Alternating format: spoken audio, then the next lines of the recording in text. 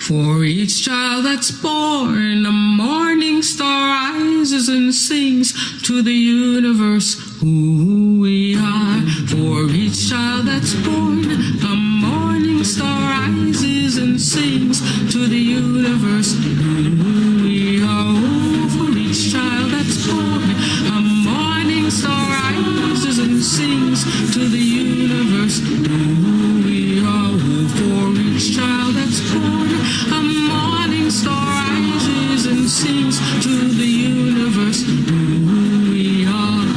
We are our grandmother's prayers, and we are our grandfather's dreamings, and we are the breath of our ancestors. We are the Spirit of God. We are mothers of courage, fathers of time, daughters of dust, and the sons of great visions. We're sisters of mercy, brothers of love, lovers of life, and the builders of nations. We're seekers of truth, keepers of faith, makers of peace, and the wisdom of ages. We are our grandmother's prayers.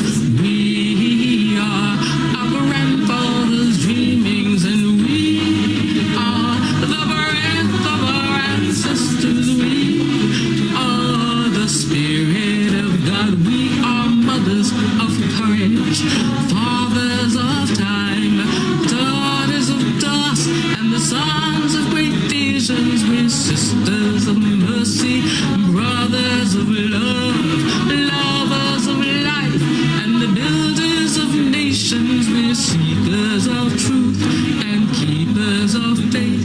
We are makers of peace and the wisdom of ages. We are our grandmother's prayers. We are our grandfather's dreamings, and we are the breath of our ancestors. We are the Spirit of God.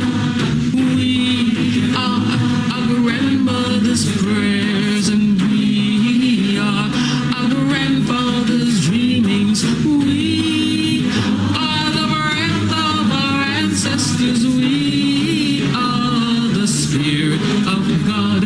For each child that's born, a morning star rises and sings to the universe who we are. For each child that's born, a morning star rises and sings to the universe who we are. We are one.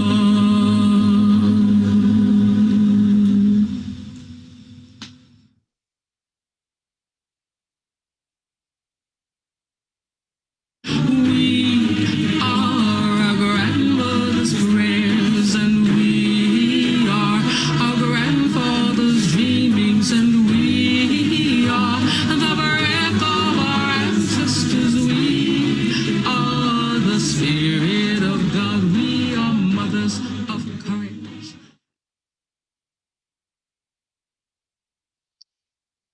Good morning. We're here. We're here together. We made it through this week. There have been significant things that happened, things to reckon with, things that hopefully make us remember the importance of being together, of being united in our commitment. This is All Souls Unitarian Universalist Church. We're a congregation that comes together around a covenant, not creed. We're together in our promise one to another of how we will behave together and the values that we will hold up, trying to lift all of humankind. To that end, whoever you are, whatever your self-description or the description others may give you, if you care to be here with us in mutual respect, you are always welcome. I am kind of at a loss for what I might have to announce. I I do want to tell you that we do these things pretty live.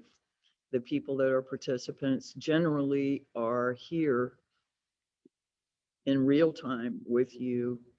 Um, they end up being human with all the flaws and things that go with that, because we want to be here with you.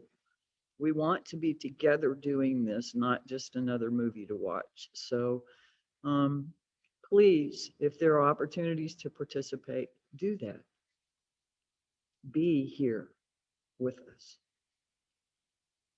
I'm going to pass it along to our board members.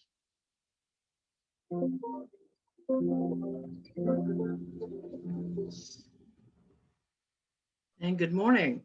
I'm Rebecca Tuggle. I am the treasurer for the Board of All Souls Unitarian Universalist Church. It's good to be with you this morning. Have a few announcements to make. This is something that we do prior to the service, so if you'll just bear with us for a little bit, we're going to get the business out of the way and then get to the real meat of it. Zoom lunch we have on Wednesdays, and that starts at noon. You can find links pretty much to everything that I'm about to say in the comment section below, because Susan and Steve Caldwell and Brittany Turner are all really good about doing that kind of thing, and God bless them for it. We also have the virtual coffee hour after the service. There is a link for that as well. This month we are doing, just as we did last month, we do a giveaway the plate, where we take a portion of proceeds that are collected for the church that are specifically given to a specific organization. We have been going on with the Northwest Louisiana Food Bank because we understand that people are having a really, really tough time right now, in more ways than one. And we're talking basic necessities are not getting met, so we're trying to help with that.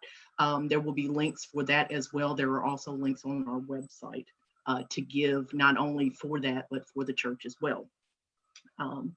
Another thing to mention, there is a meeting of the League of Women Voters of Northwest Louisiana, or I should say Caddo Parish.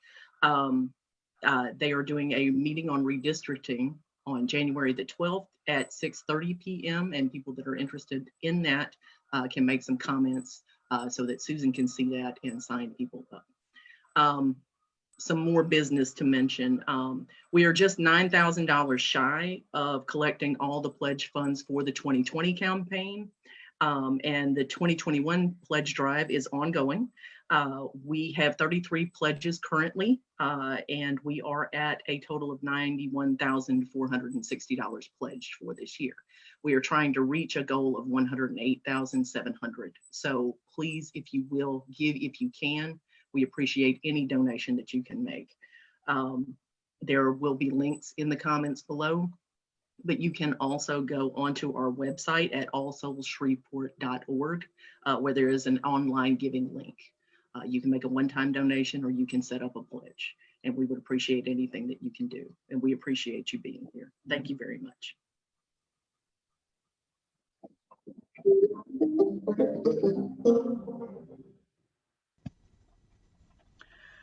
Good morning, and thank you so much, Rebecca. The only thing I have to announce this morning is that at 1 o'clock today, we are having, back by popular demand, our kids' playtime on Zoom. We will have scavenger hunts, we will have games. It'll be a lot of fun. The link will not be in the comments here, but it will be on the Facebook group, the Religious Education Facebook group, and also the general Slack channel if you are on Slack with us. And if you would like to be on either one of those, or you have kids that might like to join us today, please put that in the comments, and I will be sure and get in touch with you and tell you how to join us.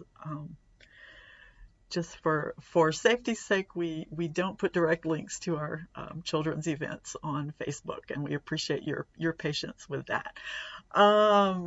And I think that is all I have, except just to echo the minister that it's been a very challenging week, and we hope that today we can, as we are together here, that we can that we can be here for each other and help each other through this time. Thank you.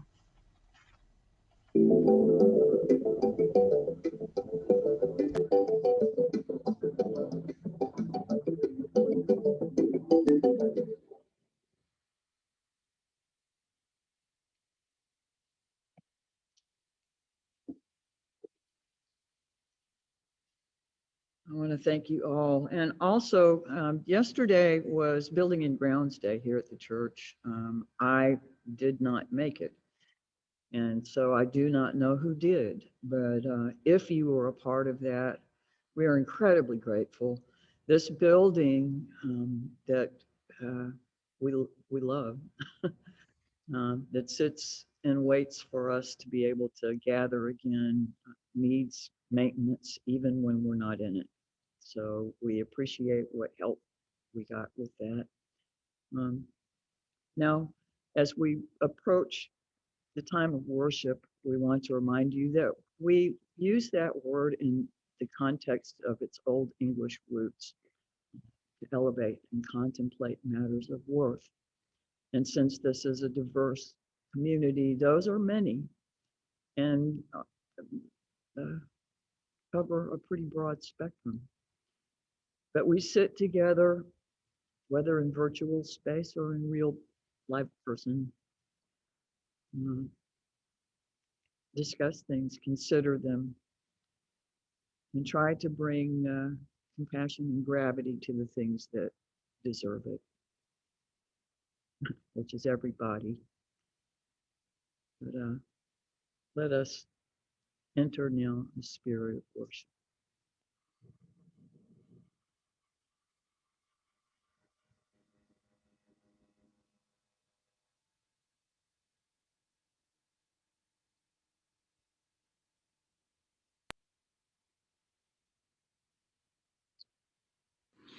Hi, my name is Saya, and I'm going to be saying the chalice lighting today. We light this chalice to celebrate Unitarian Universalism. This is the Church of the Open Mind. This is the Church of the Helping Hands. This is the Church of the Loving Heart.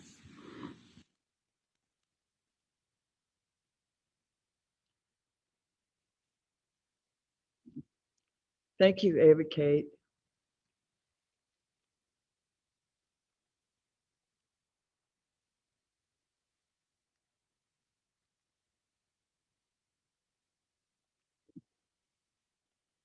May the light of this chalice bear witness to our intentions. Though the wind may have been knocked out of us a bit this past week, here we take a breath in freedom.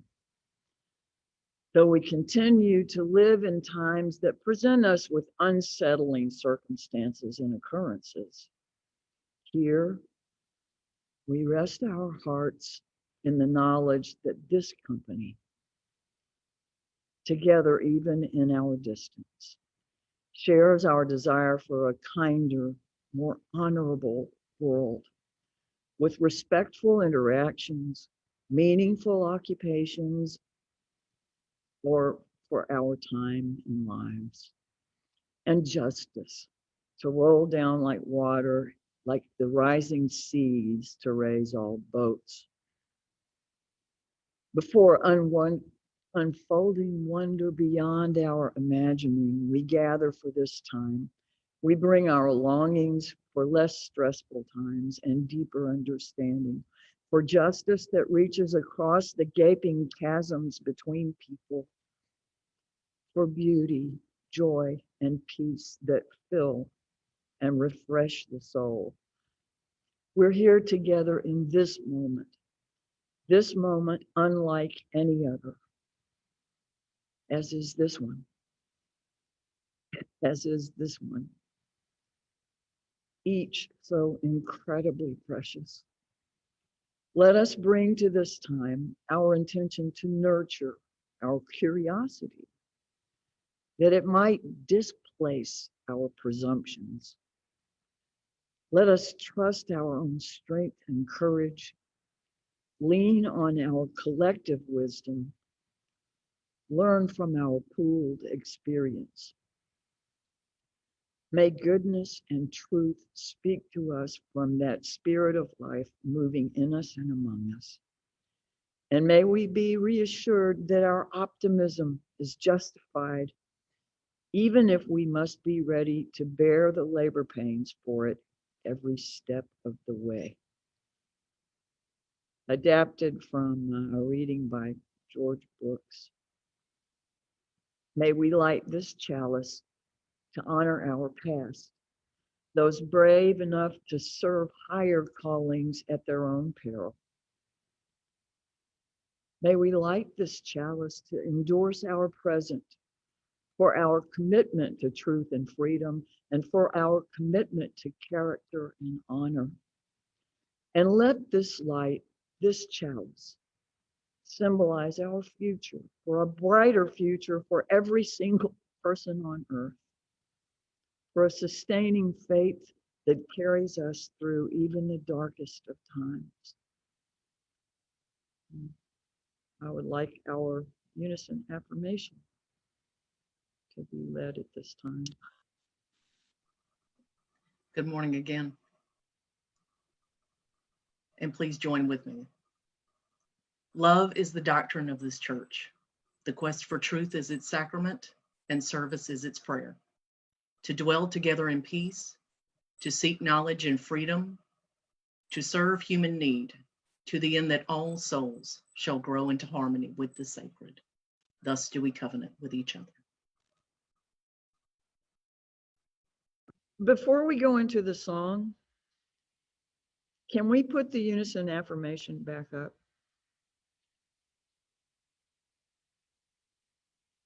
We've gotten out of the habit of saying it.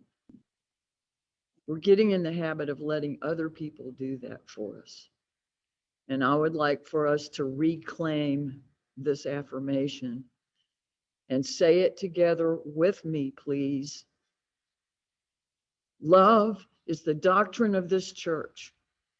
The quest for truth is its sacrament, and service is its prayer.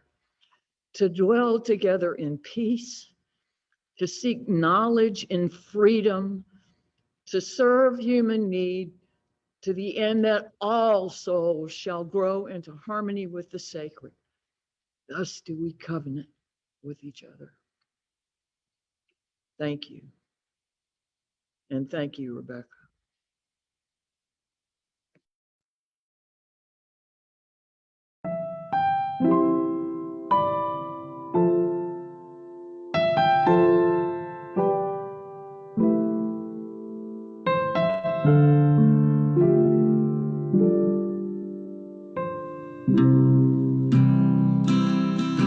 We will not stop singing.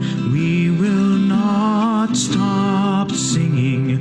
We will not stop singing till the world can hear the song, till the world can sing along. We will not stop marching. We will not stop marching. We will not stop marching.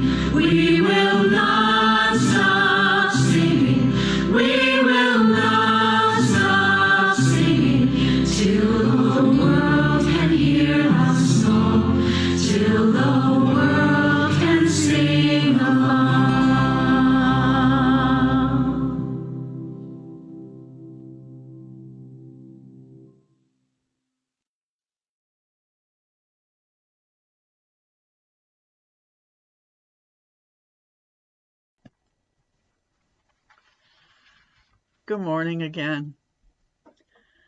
If you're a child or a youth or an adult who has spent much time at all as a part of this church community, at some point in time, at any number of points in time, you have been taught to meditate, to pray, to find some way to connect with the source and spirit of life in a way that is meaningful and helpful to you.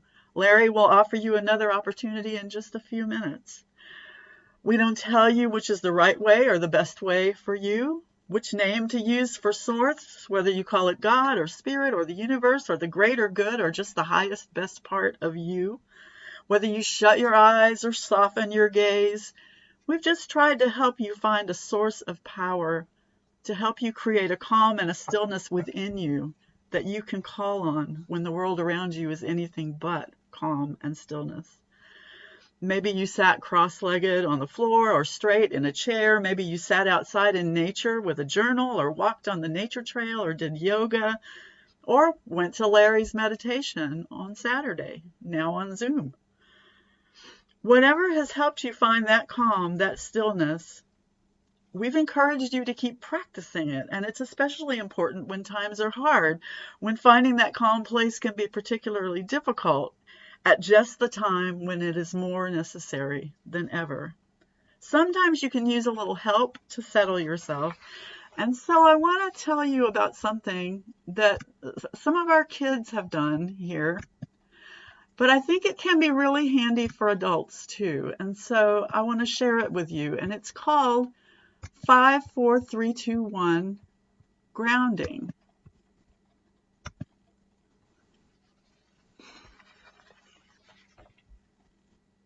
So first of all, look for 5 things around you that you can see and say them out loud.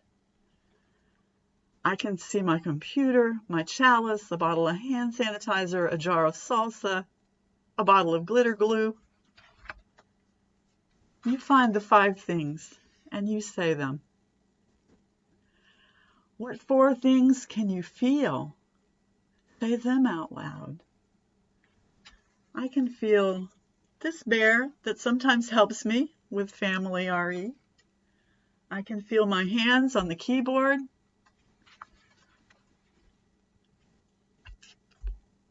I can feel your presence. I can feel a mask that's sitting here right on the table. Listen for 3 sounds. What do you hear? Say them out loud. I can hear the heater. I can hear Steve as he's typing in all the wonderful information for the links. I can hear appliances in the kitchen that are just, kind of buzzing their way along, letting me know they're still here in the world. Name 2 things that you can smell right now, that you like to smell. I can smell coffee, and that's a wonderful thing. And I like to smell the spicy ramen that I had last night. That was very good. Finally, take 1 deep breath. Let it out. Feel your shoulders relax down from your ears. Take another one if you want to.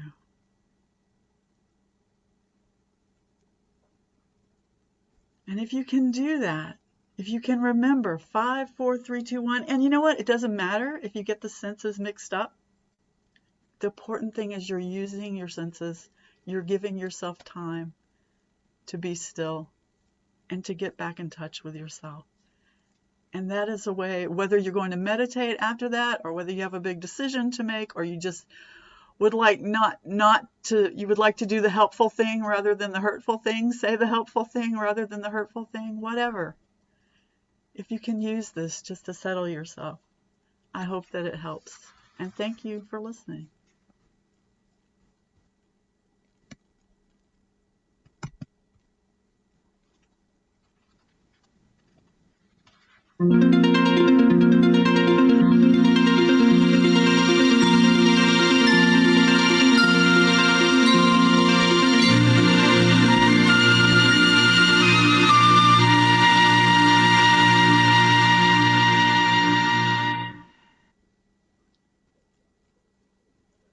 Good morning. Thank you. What a wonderful preparation for meditation. So, from that, let yourself find a comfortable position. Notice your body being balanced and your spine straight.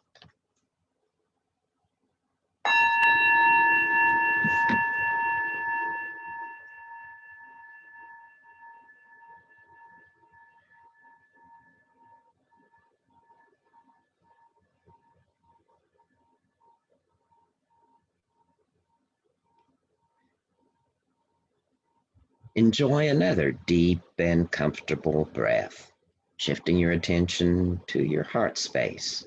And imagine breathing in and out of your heart.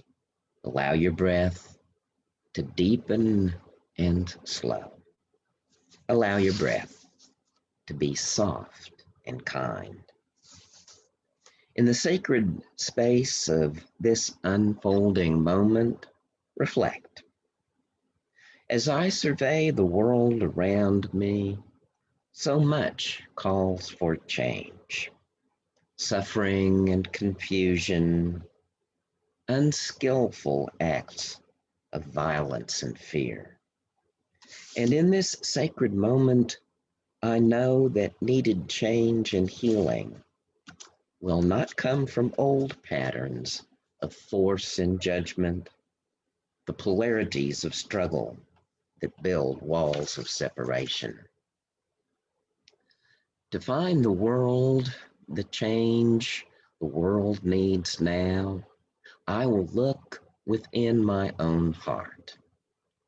It is here within that I will find the seeds of transformation that will blossom into a more beautiful world for our children's children. It is here I will touch the ancient and ever fresh truths of kindness and compassion, of interdependence and interbeing. Within my heart, I will create a space that welcomes all and offers safety and peace. I will sing a new song that celebrates the vision of our oneness. I will tell a new story of wholeness and healing that embraces all people and all life. And in my heart, I will kindle and protect a new light that illumines the beauty of beloved community. In this sacred moment, I center in my breath. Breathing in, I know the limitless possibilities of a loving heart.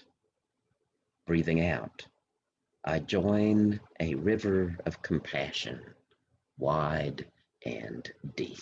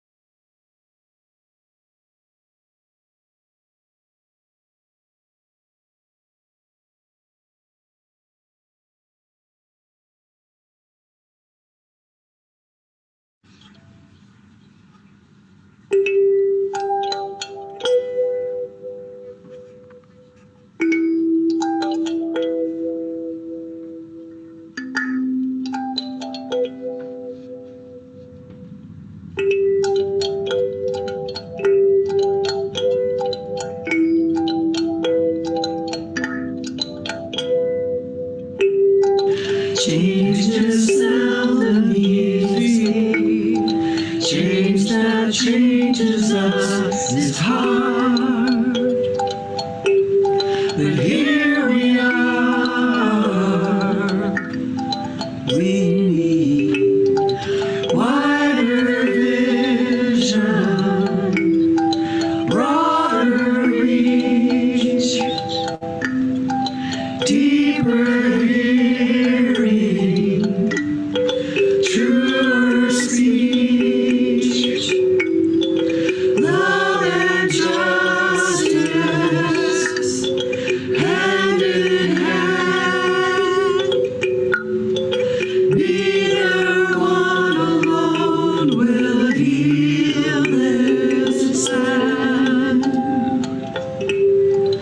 Change is seldom easy.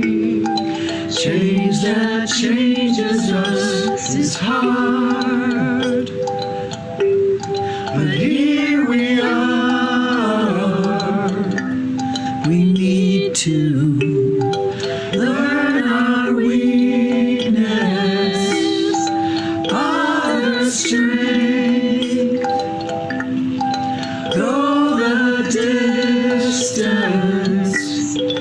any length. Love and justice, hand in hand. Neither one alone will heal this land. Change is seldom easy. Change that changes us is hard. But here we are.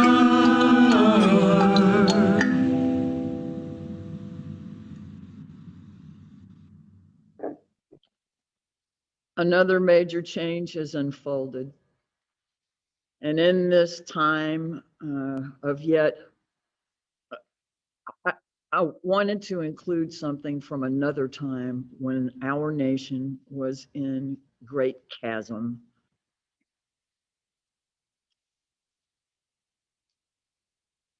And a sense of uncertainty. And I want to thank John Allen for coming to help us with that this morning.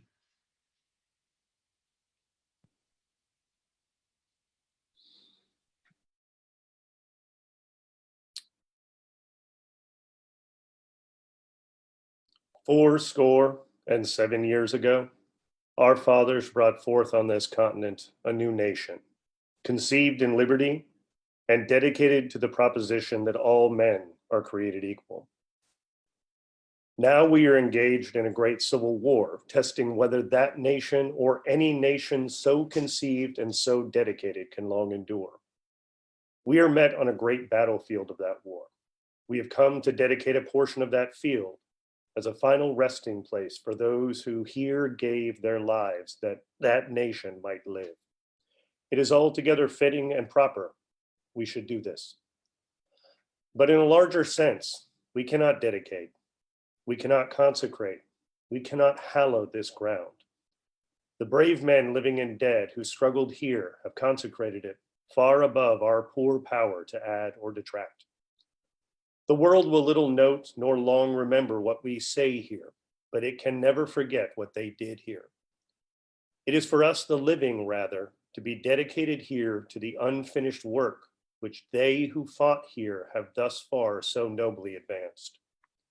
It is rather for us to be here dedicated to the great task remaining before us, that from those honored dead we take increased devotion to that cause for which they gave the last full measure of devotion. That we here highly resolve that these dead shall not have died in vain. That this nation, under God, shall have a new birth of freedom, and that government of the people, by the people, for the people, shall not perish from the earth.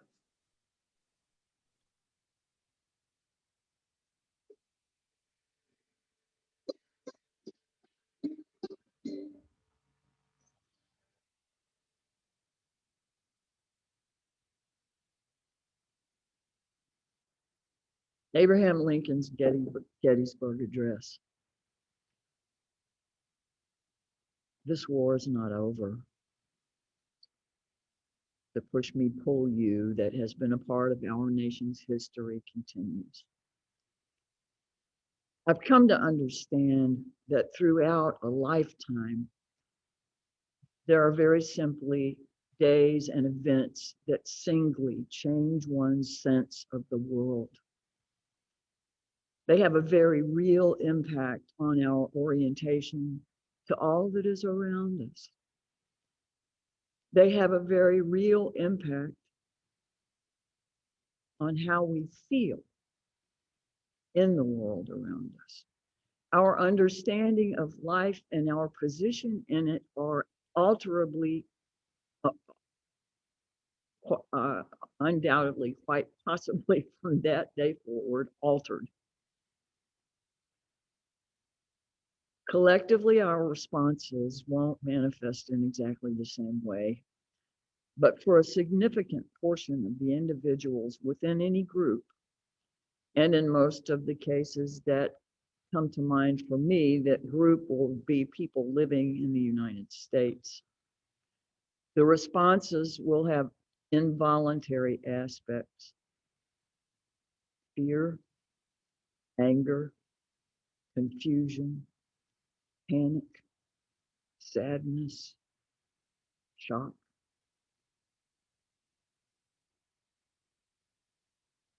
For me, there was something very familiar about the feelings that accompanied the events of this past Wednesday. For those of you who are of different ages than I, or from different countries or cultures than I'm sure you would have a different list than the one I'm about to share, but the familiarity that I felt Wednesday was a resonance with other times that I've been struck deeply by events. In their wake, the world feels less safe, less predictable. In their shadow, the world feels a little darker, less kind. In their aftermath, the balance seems just that much more precarious. I think of the succession of assassinations in the 60s. John F. Kennedy, Martin Luther King Jr., Robert Kennedy, and then Watergate, and then the assassination of John Lennon, the Challenger disaster, Rodney King, 9/11, Hurricane Katrina, the ever-growing list of Black lives lost at the hands of police, and the pandemic. Then we add to that now January 6th of 2021. This was predictable and could easily be foreshadowing. Over the last 4 years, we've watched as the strength, honor, and civility of this democratic process and the stability of the republic have been systematically, actively, and exponentially eroded by absence of good faith and respect for the Constitution, the dishonoring of both press and the truth.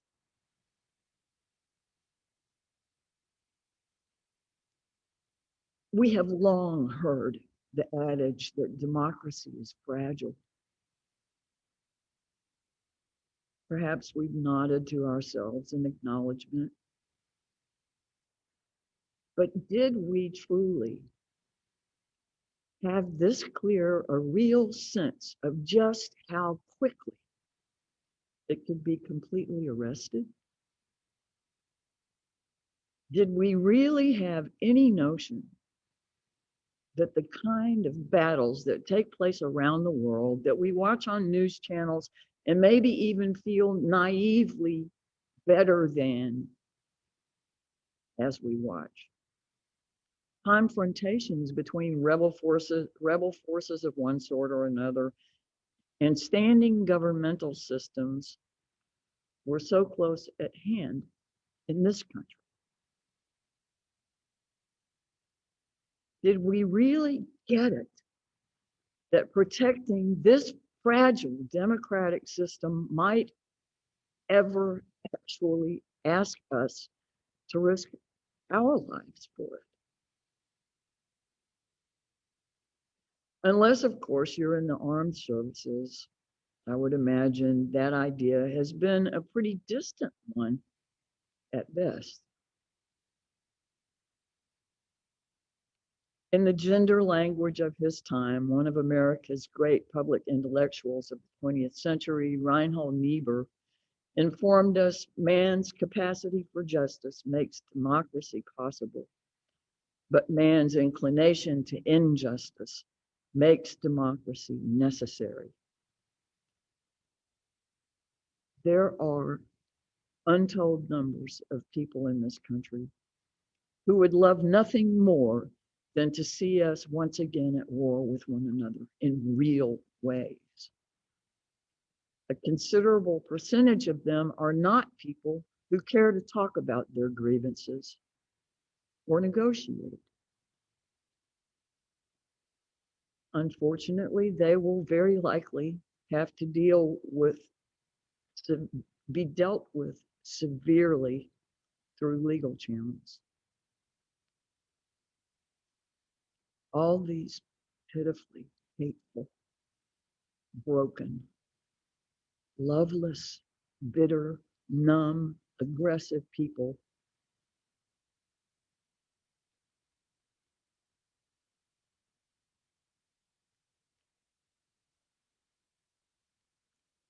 what do we do with that? Where do we place ourselves in this to ensure the continuation of democracy, this nation? Dr. Bernard Lafayette Jr. was a freedom rider who, with Ella Baker, co-founded the Student Nonviolent Coordinating Committee. He was appointed National Program Administrator for the SCLC and National Coordinator for the Poor People's Campaign by Dr. King. This man had seen violence up close and personally. Still, it was Dr. Lafayette who taught us that violence is the language of the inarticulate. Those who have not found ways along the course of their lives to feel heard and valued, who haven't discovered generative, positive, respectful, creative ways to express their needs and concerns and fears and desires, are the people who make their way into these untrusting, conspiratorial, vindictive collaborations. The chances that they will sit and reason together with us is slim. But there will be those who can be reached, along with those who can't. There are those too who have had their emotional, intellectual ramparts reached ever so slightly by Wednesday's insurrection. Didn't feel exactly like what they were aiming for. They are in very tentative ways examining the possibility that they've been misled, mistaken, that they've invested in a cause not nearly as honorable as they had previously truly believed. They will not respond well to arrogance, presumption, cynicism, sarcasm, intellectual fencing, or indifference. Certainly not, I told you so. So where does that leave us? What then is ours to do? How do we respond to the chaos and the conflict? We do the work that we are called to do, for which we have more resources and deeper roots than almost any other organization. These people who find themselves with hairline fractures in their well-fortified shells may all of a sudden be reachable, but only if we let loving kindness and compassion lead us. It's too easy to point out there and say, those are the people that need to change. Our job is still to change ourselves. Paul Alinsky, who is credited with starting the Industrial Areas Foundation, of which Northern Louisiana, Interfaith, and Together Louisiana are, parts, spinoffs connected to, told us people cannot be free unless they are willing to sacrifice some of their interests to guarantee the freedom of others. The price of democracy is the ongoing pursuit of a common good by all of the people.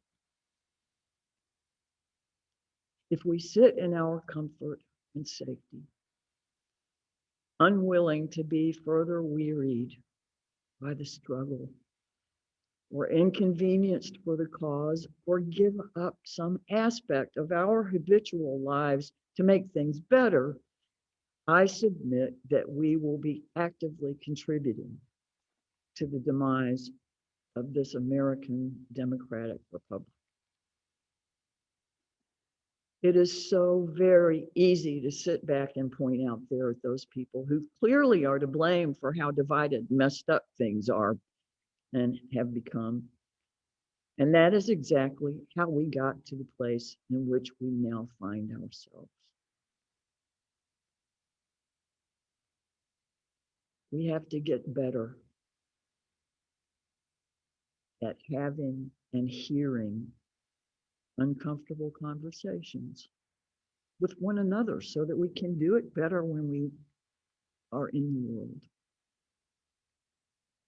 We need to continue genuine, active, committed efforts to ground our own beings in deeper compassion and spiritual truth, meaning that which is true for all people all the time, and becoming less thin-skinned or reactive to criticism. We need to be able to hear hard things and take them in, walk around in them, and then do what we can to apply what they might teach us. We need to grow as quickly and thoroughly as possible in compassionate communication, learning how to speak truth in ways that it will be heard, that it can be received, that it might have a chance to be transformative.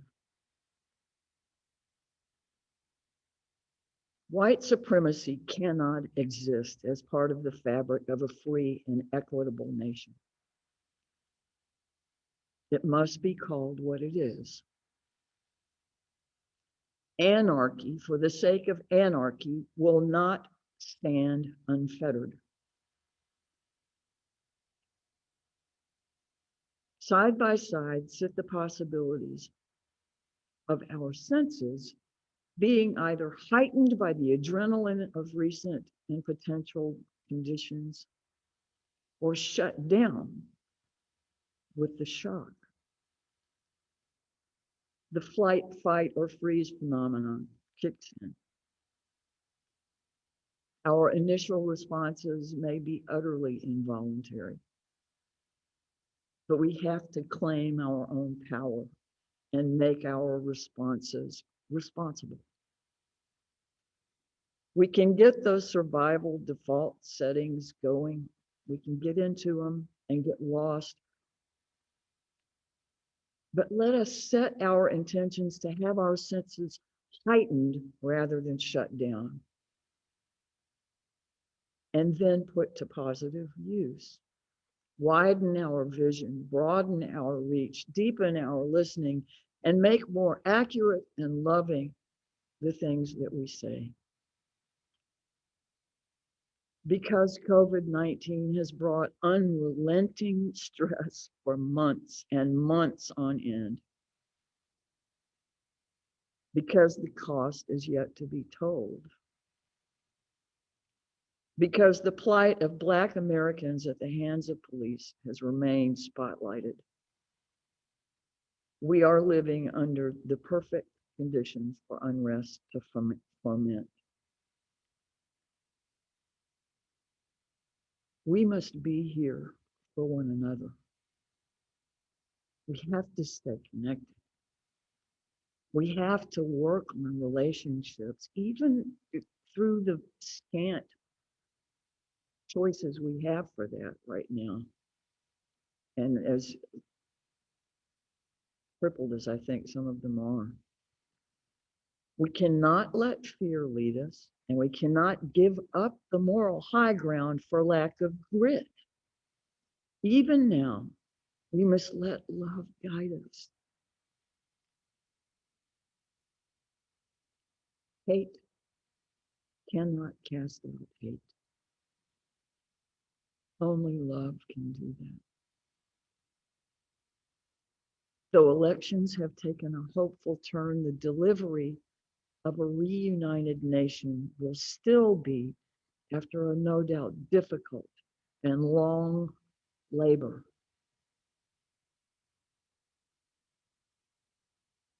We're not helpless to mitigate some of the pains, though. We must be spiritually fit enough to take them as they come and use them for transformation. We are incredibly well positioned to be the bearers of light and hope, repairers of the breach, midwives and mothers, friends and frontiersmen, and followers. That one's a little hard for us sometimes.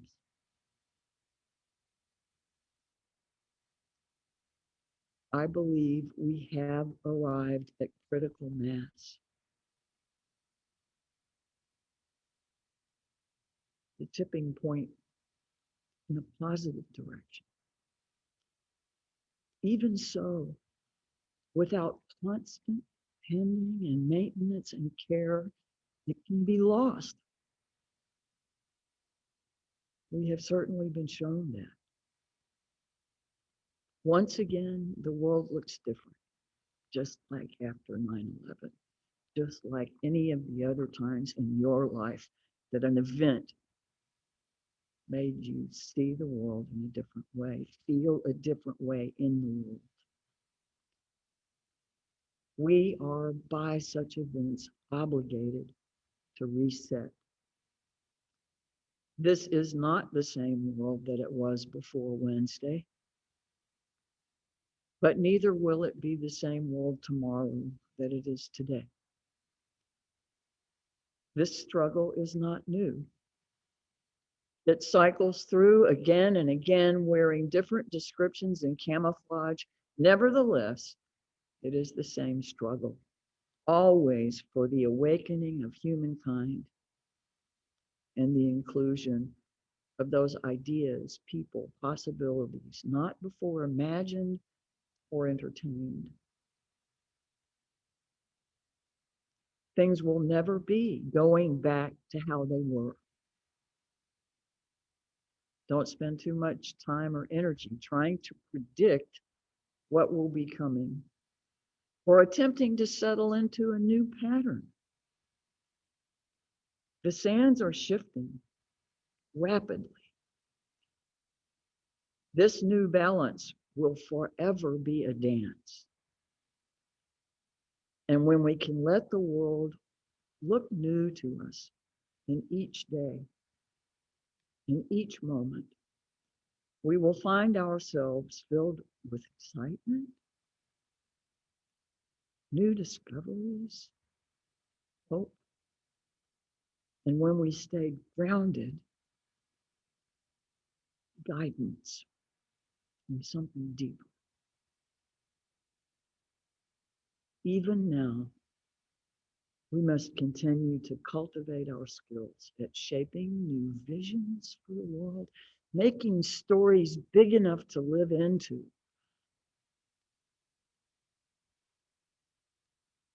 The biblical narrative continued to unfold. Circumstances and perspectives changed constantly. That's true in history. And we have to be creating new narratives for the generations after us to live into. We cannot let one crisis debilitate us from addressing another. We are the ones we've been waiting for. We are our grandfather's dreamings. We must find our heart's deep, compassionate song and sing it with all the courage we can muster. The world looks different. One more time. And may that become positive.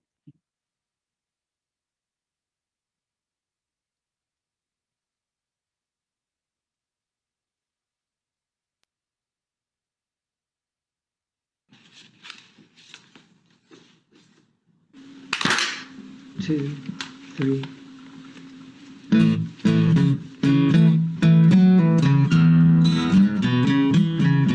I will not be afraid, for I know my hope, it is justified. I know revelation still unfolds. I will not be ashamed. I will open my soul to the mystery beyond my control. The love that makes this broken world whole.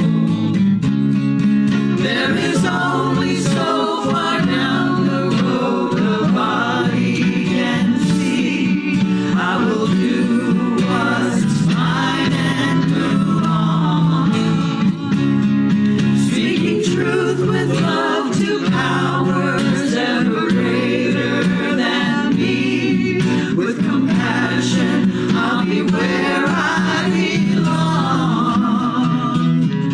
I will not be afraid, for I know my hope, it is justified. I know revelation still unfolds. I will not be ashamed. I will open my soul to the mystery beyond my control. The love that makes this broken world whole. Not afraid of the love that makes this whole world whole.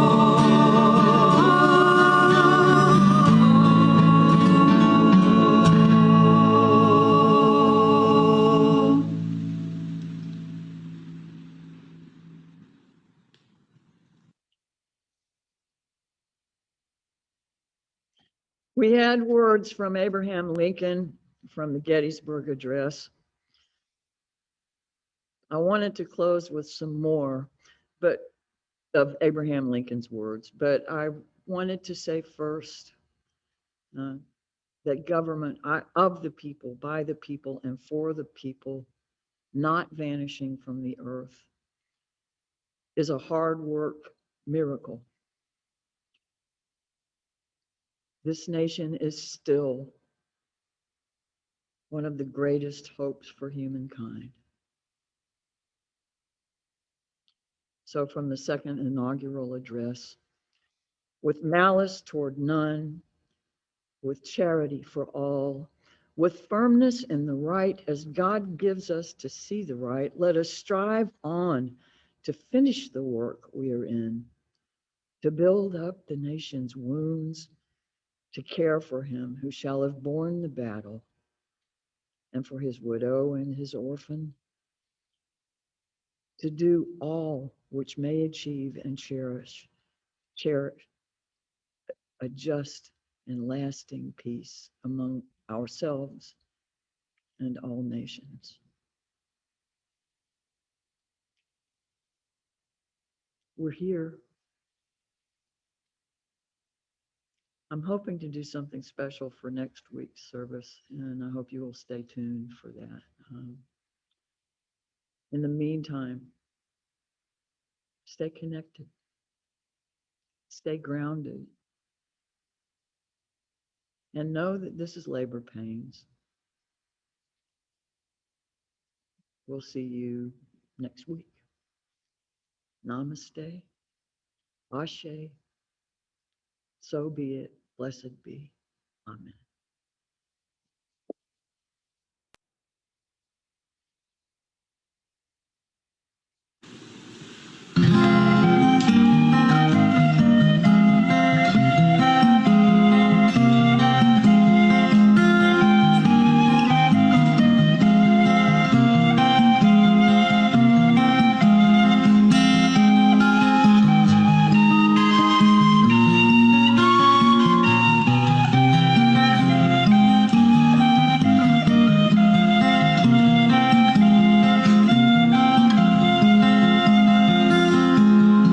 Step by step, the longest march can be won, can be won.